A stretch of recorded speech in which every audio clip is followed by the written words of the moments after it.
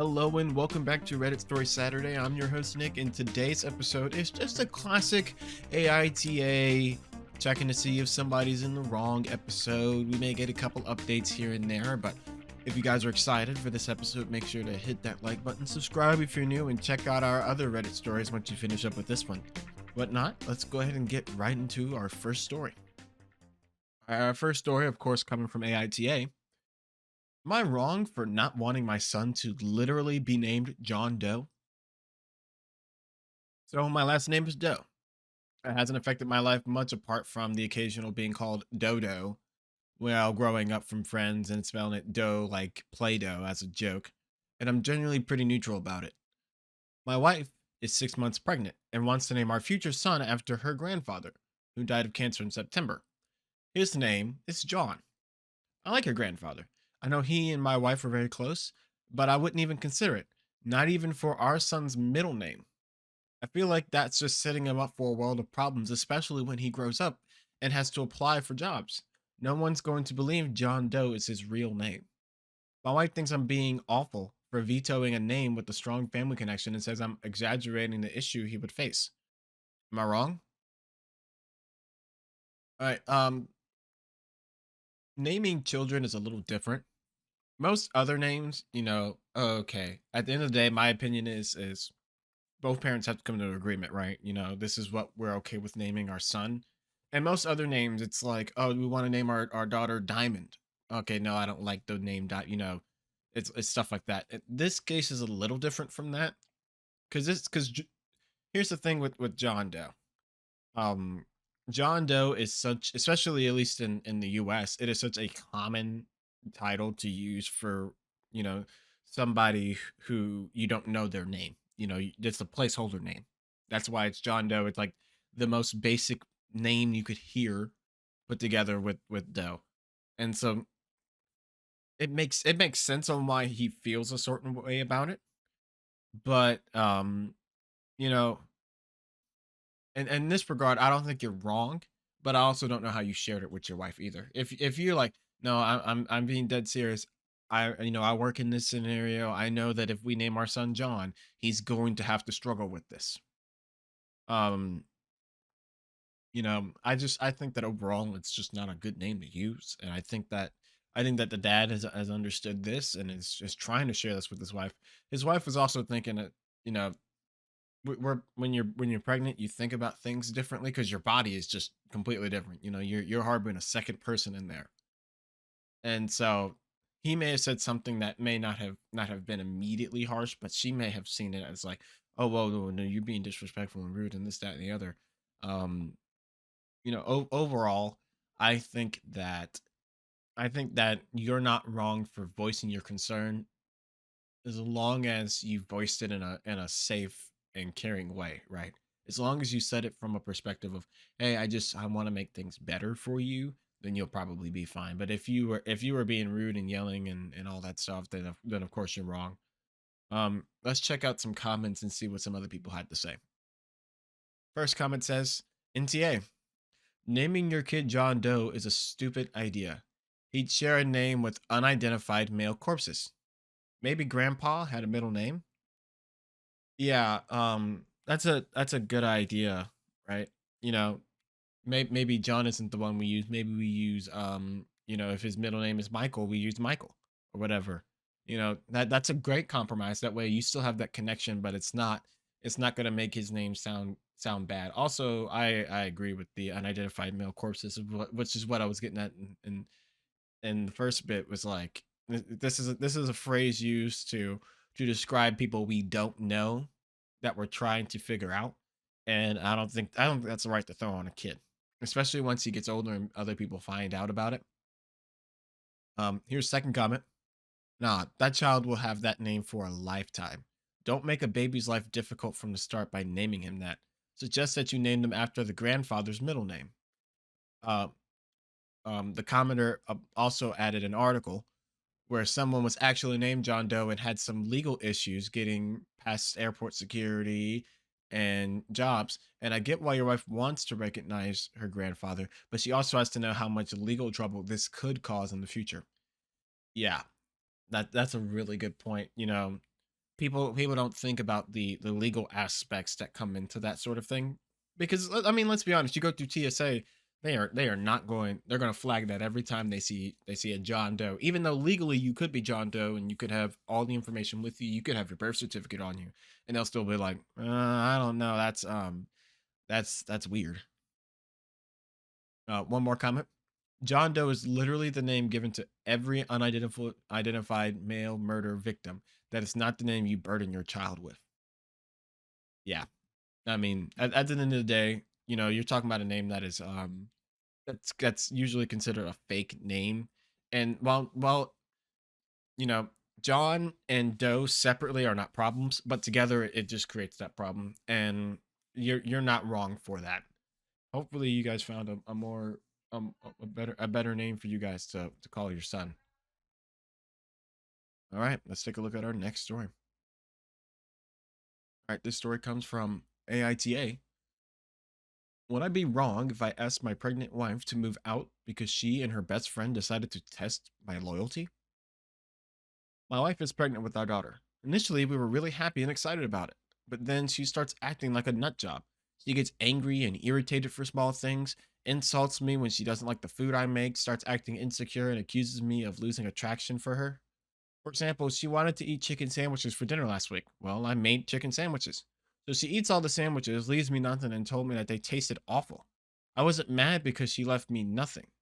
But if she didn't like them, then why did she have to eat everything? When I asked her this, she told me that she was hungry. Okay, fine. She does this every time, eats everything I make and then calls it bad.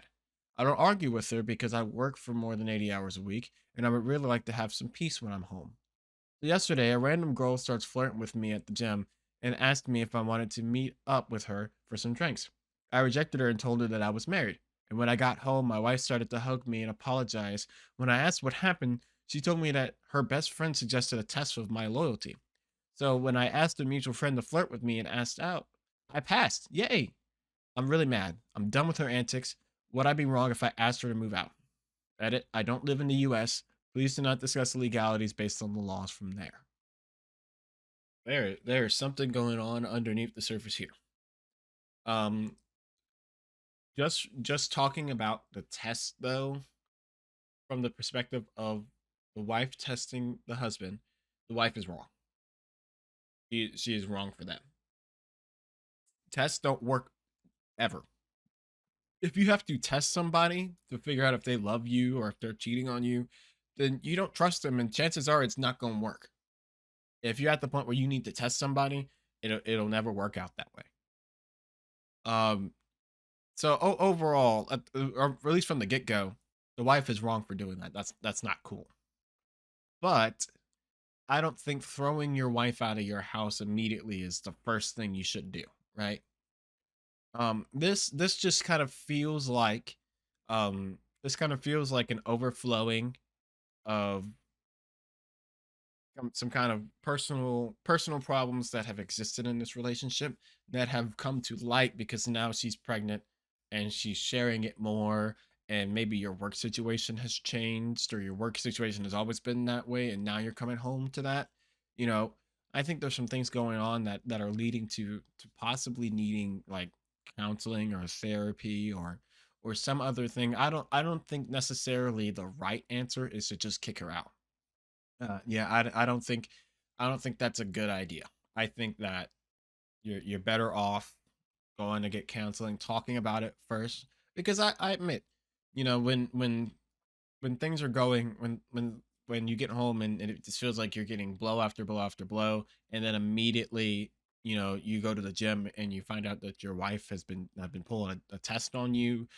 I can understand the frustration, but also a lot of the stuff, at least like her being irritated for small things and having problems with the food and dealing with problems with her attractiveness, and those are regular pregnancy things, right? That's something that almost every pregnant woman goes through, right?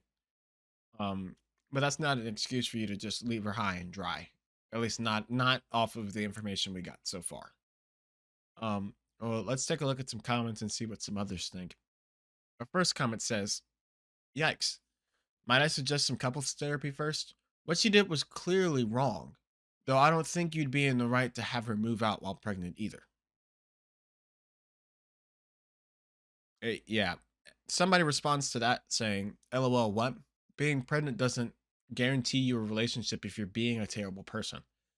Yeah, what's it called? We don't know how things have been going on before that. If she has been like this before they got to this point and then this happened, then I can see it. But if it's like out of the blue or like kind of recent, I don't think it's worth doing that yet. Um, Second comment says, NTA. The sub infuriates me sometimes, but there's no way, not by a long shot. And I'm curious if anyone would actually be justifying this if the genders were reversed. You're absolutely not wrong, and being pregnant does not give you a blank check to turn into a psychopath. Your wife shouldn't be getting a pass on this. At the very minimum, you need to go separate and go counseling. Do you really want to be dodging thirst traps and mind games the rest of your life?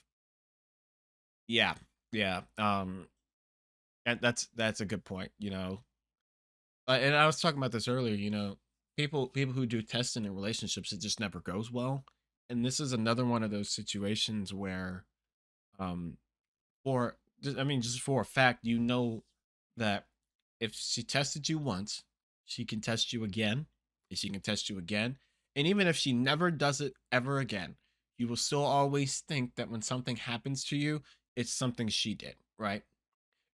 If you go back to the gym and another girl hits on you, that could be completely separate, but you will always in your mind, in the back of your mind, think, my wife's trying to get me again. Are you friends with my wife again? And you will never be able to escape that either. One more comment. NTA. This is highly manipulative behavior. I just hope that this is a side effect of pregnancy hormones because if she does things like this to you all the time, your marriage will probably be in trouble. Somebody responded to that saying, "Pregnant woman here. This is my second baby. Pregnancy hormones that make you act like this, not true. You can cry a lot, have cravings, be afraid and worried, but to do all of that to the father of your child, you are just a bad person." Yeah. Um, this is one of those situations where you would be wrong to kick her out immediately. But you do need to talk about, the possibilities of long-term goals with this. If this is something you've been dealing with for a while and it just finally came to light, maybe separation isn't a bad idea. Because there's no crime in walking away if you know that it's not going to be good in the long term. If it's only going to lead to more problems, more hurt, more pain. Um, but we don't have any updates for that, so that's all we got there. Let's take a look at our next story. All right, from AITA.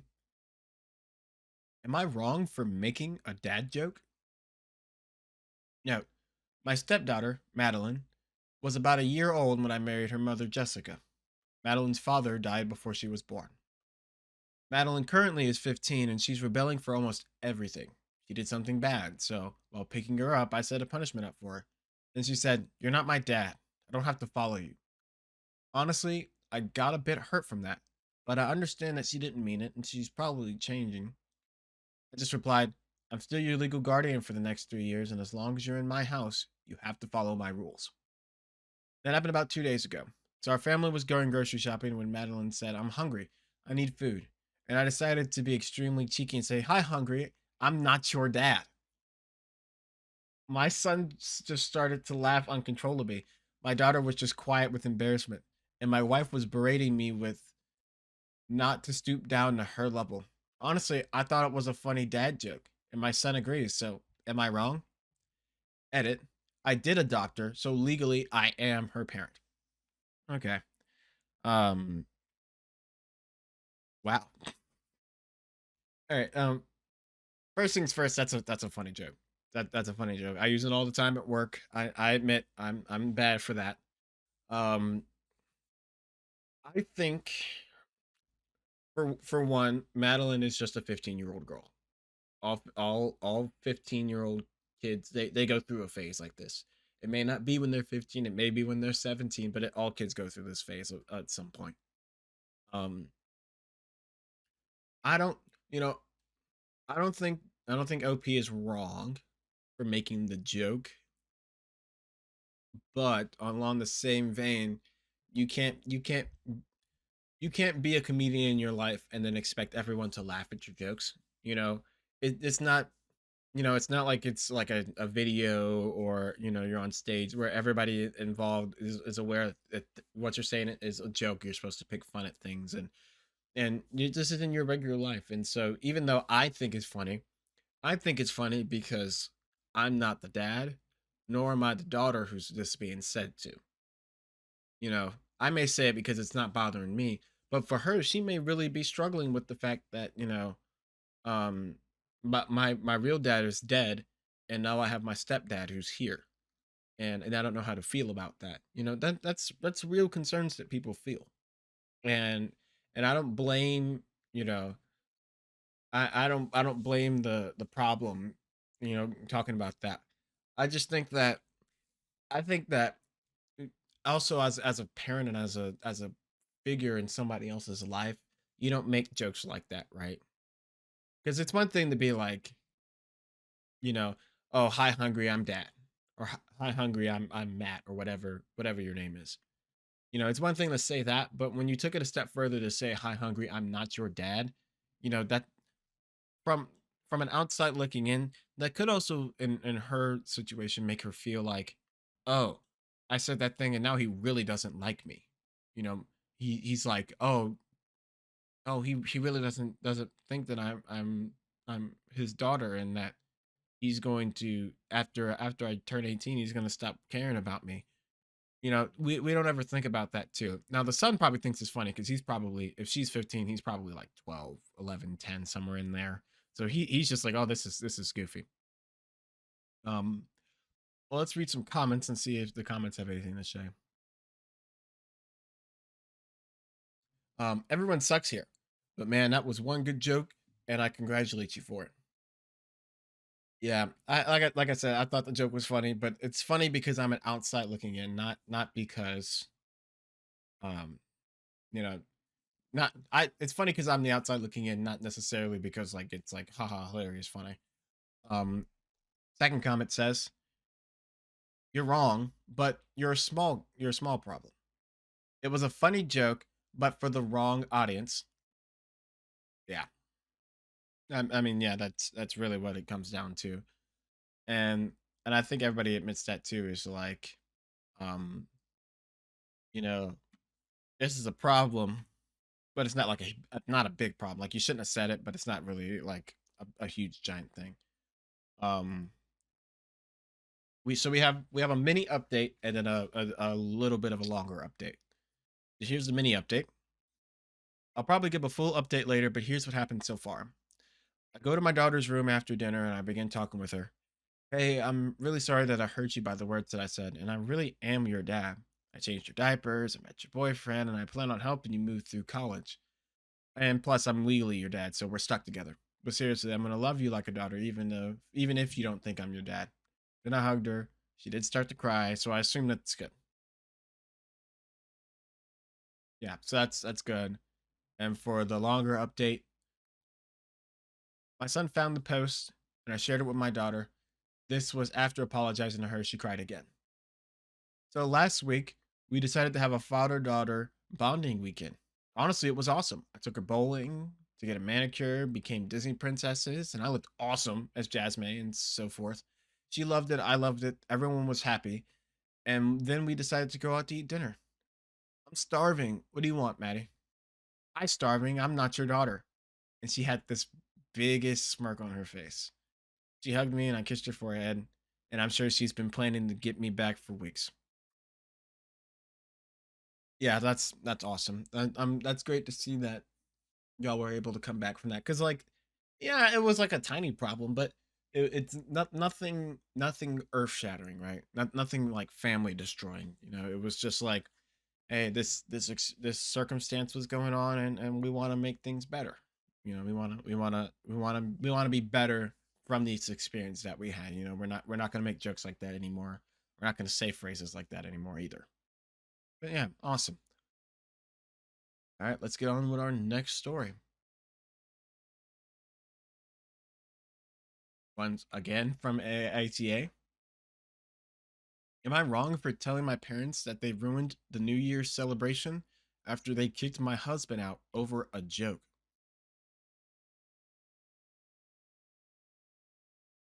I've been married to my second husband, Mike, for 4 years now. He's a jokester and he loves to crack jokes all the time. He especially likes to joke with my brother Ethan and his wife. Ethan used to be okay with it until he started complaining about Mike taking it too far with his jokes. Some context about Ethan: he and his wife couldn't have kids, so they adopted a boy, Joey, 2 years ago. Mike has been making silly, lighthearted jokes that involves Joey's bio parents as a way to mess with Ethan and his wife. I already talked to Mike, and I tell you that he 100% means no harm and he's just trying to get them to react. So, fast forward to New Year's Eve. My parents are hosting a big celebratory dinner, and Ethan and his wife came. While we were eating, Mike decided to tell a knock knock joke to Ethan. He said, "Knock knock." Ethan laughed and said, "Who's there?" Mike replied, "Joey's bio parents." And then he bursted out laughing. Silence took over, and Ethan's facial expressions changed. His wife called Mike an idiot, to which Mike responded with, "Hey, relax, it was just a joke." And an argument ensued and dinner was paused. My parents totally told Mike to leave, in which I thought was too harsh. I tried to speak to them and get them to calm down, but mom insisted that Mike leave. We left, and Mike was complaining the whole time about how they overreacted. I called mom later and she told me Mike was out of line with his hurtful jokes and that this touchy topic, and told me that I was wrong for defending him and said he was just joking. She said he ruined New Year's for the family, but I told her that it was her and dad who ruined New Year's for escalating the situation and kicking him out. I told her he could talk to them, but again, they were the ones who ruined New Year's. She called me delusional for this statement and hung up. We haven't talked for days, and I've tried contacting Ethan, but to no response. Um, there is something going on with Mike, right? For Mike to have to for Mike to always be picking on Ethan, because that's the difference. This isn't like joking. Joking is like, hey Ethan, you got something on your shirt there, and then you flick him in the nose. That's joking. Or hey, can you hand me this, and then you make the stupid hand signs or whatever. That's the joking kind of thing. But when to the point where Ethan is straight up telling you as his sister that, hey, you know Mike has got to stop. Mike is being awful, and he needs to stop making jokes about it. um it's also not funny. This this this couple has gone through infertility problems.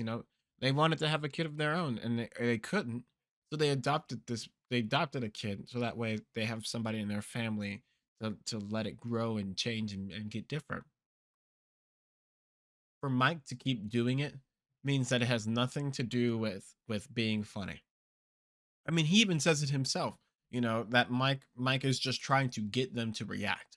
So, you know, oh, my old jokes aren't working, so now I'm just gonna keep doing it until I can see that it hurt your feelings, or until you can tell me that it bothered you.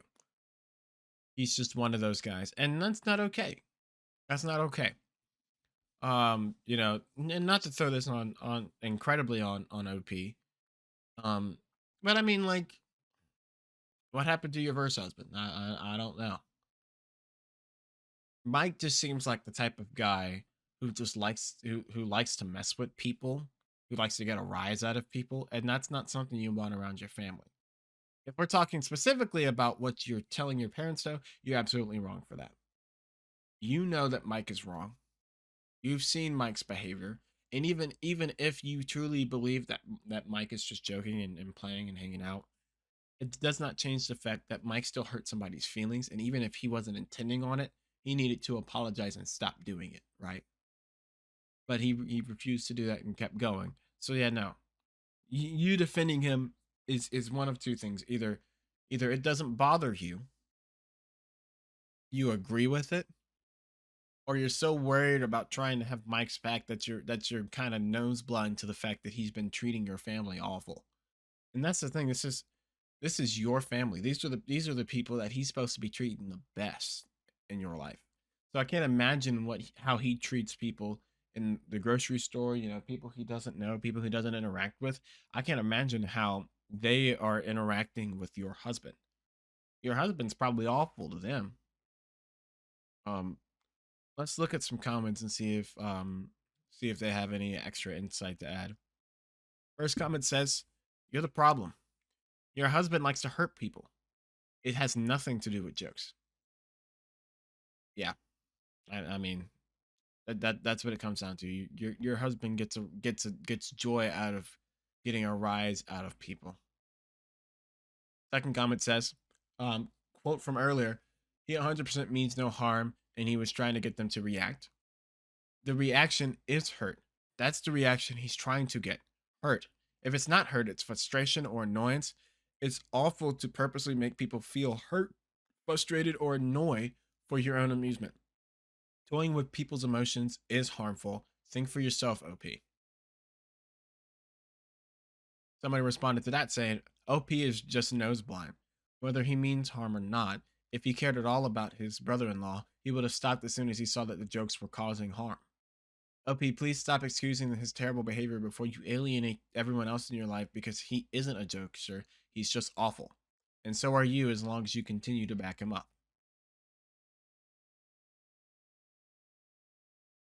One more comment. This joke wasn't even funny. So it doesn't even make sense. He's just trying to get a rise out of your siblings. Wake up. Yeah, that's the other thing too. Unlike our last story, I got a little chuckle reading it. This just wasn't even funny. This was just like a mean thing to say to you. Like, ha ha, Joey's bio parents exist and you're not really Joey's parents. And they didn't say how young Joey is. If Joey is an older, if he got adopted when he was like 4 or 5, he's 6 years old now. He can understand what you're talking about. He may not understand why it's important, but he can understand this. And if you're sitting at the dinner table with him, he knows what you're talking about. Yeah, no, your husband is wrong for him to be treating your family that way, but you are also wrong to be treating your parents and siding with your husband. If you can't make it clear that Mike is a problem, then you need to leave Mike alone. Because Mike is all he's going to do is continue to hurt everyone else around him. All right. Well, let's get to our last story. Our last story comes from AITA. Am I wrong for telling my girlfriend that being depressed is not an excuse for being lazy? I, 29, have always supported my girlfriend, 23. We have been together for 4 years now and lived together for one. She has always had anxiety, as well as depression, where some months are worse than others. I've supported her through all of this and understand that it's very hard for her. In January, she lost her job due to the current world circumstances. By March, she hit an all time low with not eating as much as crying, irritability, typical traits of depression. I have comforted her as much as possible and have taken care of everything. However, at the beginning of June, I was allowed back to work. And since the house had fallen to shambles, I am too tired by the time I get home to do anything, even cook. Most nights we order takeout, and on the rare occasion, she makes food.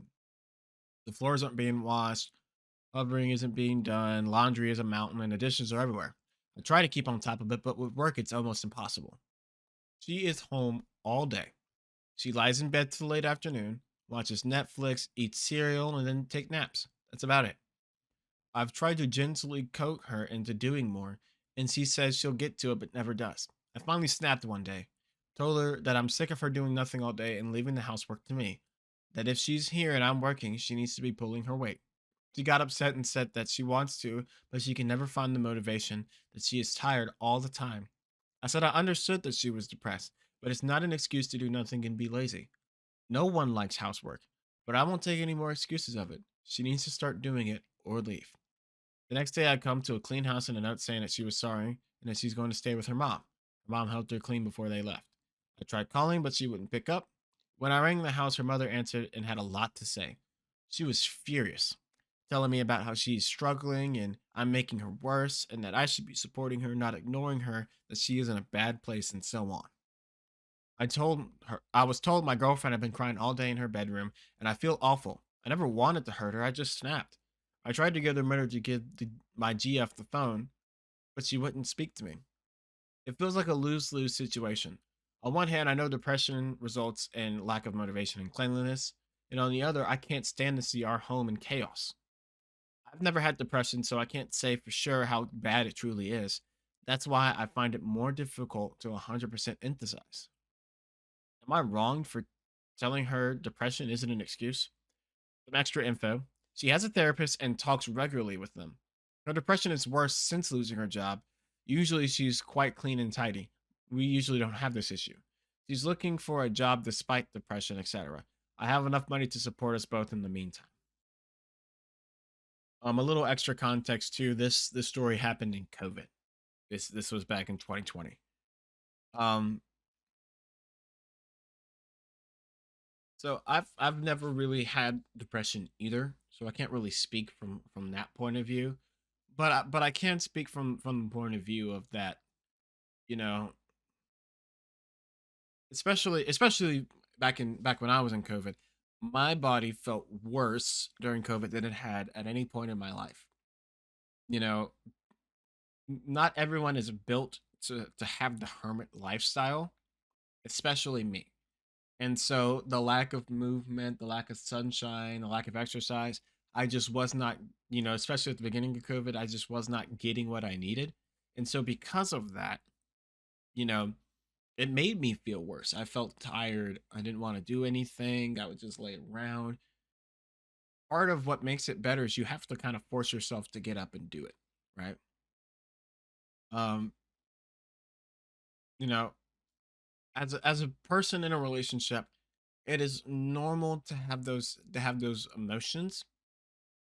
You should not have let it gotten that far where you exploded, but I do not think you're in the wrong for telling her, right?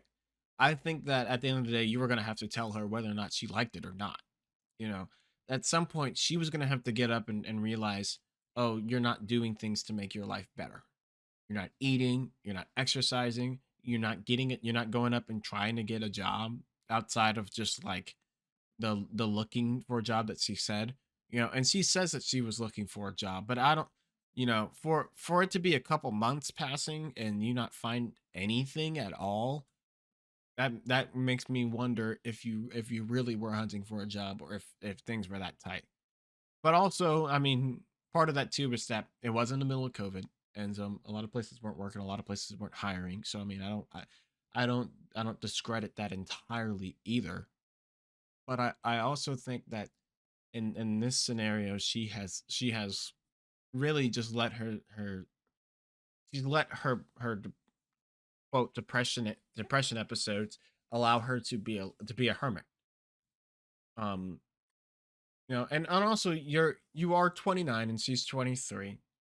You are also, you're at maturity wise, you're probably a lot higher up on that than you're a lot more mature than she is. Um, I don't think it's completely the end of the world, but I do think that there's a problem in that. Yeah, I don't think it's the end of the world that you told her. There is some problems in that. She said her mom helped her. I don't know if mom cleaned the house before they left or if she actually did help her clean up. But the fact that the mom is not holding her daughter accountable to it, like, hey, I know she's going through a depressive episode, but yeah, I mean it's true. I was over at the house. The house was a mess. The fact that mom was trying to defend that too makes me a little concerned.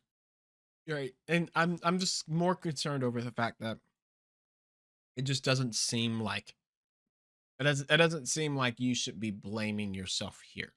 It seems like there's more going on than what meets the eye.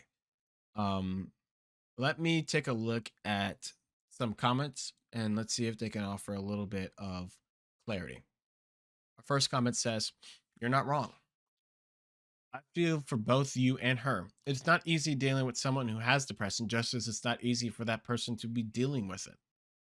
It's not fair on you to bear that emotionally, and it's not fair for her to have someone pushing her. I think you both need to reevaluate and probably take a break or just break up. She doesn't seem okay to be in a relationship right now with what she's dealing with." Somebody responded with that saying, DBH, I'm surprised OP didn't pitch in doing homework as a means to combat depression. Just doing a couple tasks a day can help stave off feeling down. For example, cleaning the kitchen on Monday or getting the groceries on Tuesday. That would have been a situation that could have met both needs. Um, See, I can kind of get that, but also OP doesn't say what he does for work. You know, if he works a job where he's up at 6 and he doesn't get home till 6 o'clock, I don't blame him because nobody wants to go grocery shopping at 6:30, 7 o'clock at night unless they have to, right? I mean, I get it. Especially part of it too is that he looks and he sees, um, he looks and he sees his girlfriend who is sitting in her bed or sitting on the couch doing nothing, and I think that's what makes it worse, right? It's the fact that I can see you not doing anything, and I just it irritates me. All right, this is our second comment. Depression is a gluttonous beast. When it drains the primary victim to its barely functioning husk of a person, it gets hungry and starts to feed off the energy of anyone who comes close. It manipulates the victim into, as you say, the lose-lose situation, and so it can stuff itself on the sadness and the stress.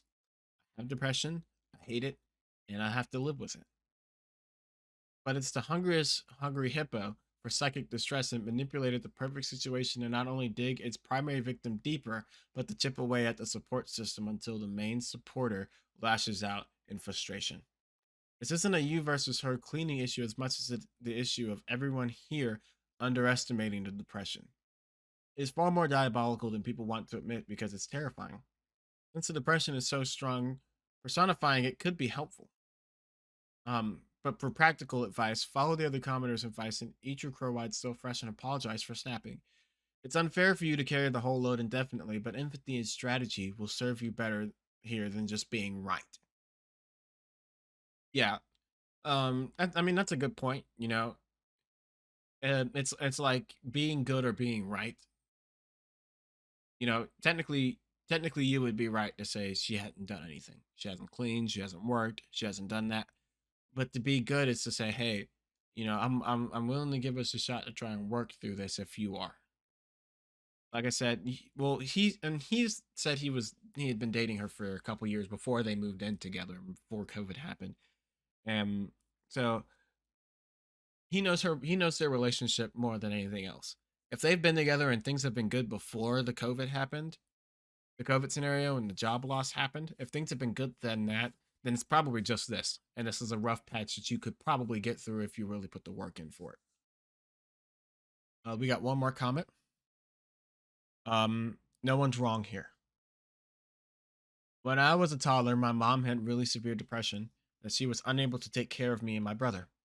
My dad was at work 5 days a week, and my mom's friend would be around during the day to take care of us. And then dad would come home from work and spend evening and weekends taking care of a 2 and a 6-year-old, cooking dinner and cleaning the house.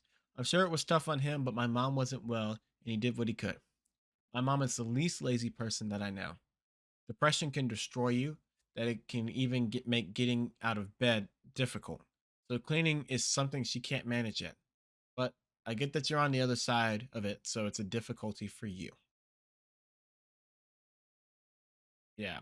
Um in this situation, I think she just needs help. She needs that support. Like I said, she has a therapist, but we don't know what's going on in those therapy sessions. If they're actually, trying to make amends to try and figure out, okay, what do you need? Because for some people it is medication. For some people, medication helps them get out of that. For some other people, they just need to be out of whatever scenario is causing them to think in this way. You know, if it's the COVID, I'm stuck inside all day. I don't see anybody. I can't do anything. I can't fix anything. If it's that, then we just need to remove that from the scenario and find somewhere else for you to go. Maybe you go spend some time with your parents. You spend some time with your grandparents. Making those sorts of decisions. But we can keep making hypothetical situations, or we can read this update that we have. Update. Ultimately, I realized that the majority of the blame was mine. I never ever should have called her lazy because it wasn't what she is. I lashed out, and I shouldn't have. She stayed at her mother's a few days, and we eventually met up to talk. I told her how it had just gotten too much for me, but it was no excuse for lashing out, and I apologized. She apologized too, not that she needed to, and we talked for a while about how we can make this relationship work. I expressed my concerns over her therapist, who was very against anything other than talking therapy. She agreed that he didn't seem to really have her best interests at heart and is currently looking for someone else. For now, I suggest she stops looking for work. She's got a lot of rejections, and I can see it was upsetting her more. I just felt we should take a step back from that, and I want her to focus a little more on herself. He was unsure as how she felt bad that I would be working for both of us, but I assured her it's fine. I make enough to support us both quite comfortably. I also suggested maybe she could volunteer at some point just to get her out and to get her some more stuff on her resume. I'm no therapist, so these were just suggestions, but it seemed to have taken some of the pressure off of her, which is all I wanted. We agreed that being in an apartment all day alone in bed is not good for her. So we came up with a plan that she is to do an exercise video 3 times a week. It's only a 10-minute one, so that she is doing something. She found that she likes doing them, and they make her feel a bit better after. And she started something called yin yoga now, too. To help me, she has one chore a day to do. I don't care what it is. It could be dishes, it could be putting the laundry in the hamper. The rule is it's got to at least getting her out of bed for part of the day. And she's found that once she starts, she sometimes ends up doing more than just one thing. I make sure to show my appreciation for whatever she has done, no matter how small it is. We have set out that every Sunday we have to do a deep cleaning day where we get everything done for the week. And it's been surprisingly successful. We make it fun and just mess around while still getting things done. It makes the week a lot more manageable, and we've only got light chores to keep on top of. She's trying more, and I'm working on being a more supportive about her depression. Researching more, and I'm learning ways that I can help her because it's a part of her. We are both putting more effort in and communicating a lot better. I hope we keep making progress because I do love her so much and want us to work. That's awesome. That's awesome. And it really did hit on a lot of those things that I was already like thinking about in my head. Like immediately when they talked about the concerns over the therapist, I was like, yep, I literally just said that because I know that there are some therapists who are like that are just like, oh, we're only just gonna talk about your problems. We're not gonna try and make any significant changes to make things better for you. I also love this communication. It's not on like, oh, I'm sorry that this is our problems. I'm sorry that this is our problems. We can be cool again. These are oriented conversations. It's like, okay, we have X amount of things that need to be done. So, since you're not working and since you're not looking for jobs, you have to do one thing a day. If it's the dishes, that's great. If it's laundry, that's great. But you got to do one thing. If you do one thing every day, we'll be in good shape. And it looks like she's gotten a lot better about that. Also, earlier I was talking about, sometimes it's just getting up out of bed that can help. And so that's what those 10-minute exercise videos are. It's those ways to help get you out of bed. Because oftentimes once you're up and you're moving and you can keep going. The problem is if you don't get up, you won't get up, right? If I don't get up and do anything, I won't get up and do anything at all. But overall, no, that's I'm happy to see that they were able to work it out. That they because I assumed I was like, if they had been together so long before this depression episode had hit, I mean they really liked each other and they really wanted to make it work. But that's really good that they're in a circumstances that it's working out that way. That they at least get to have their happy ending despite the problems and stuff that already exist. Um, yeah, that's it for our stories today. Um, we had quite a few interesting ones, especially with we had two separate stories about pregnant moms. I was very surprised about. But anywho, if you guys enjoyed this episode of Reddit Stories Saturday, make sure to hit that like button. Subscribe if you're new. Check out a whole bunch of stories we have on the channel. And we look forward to seeing you next week.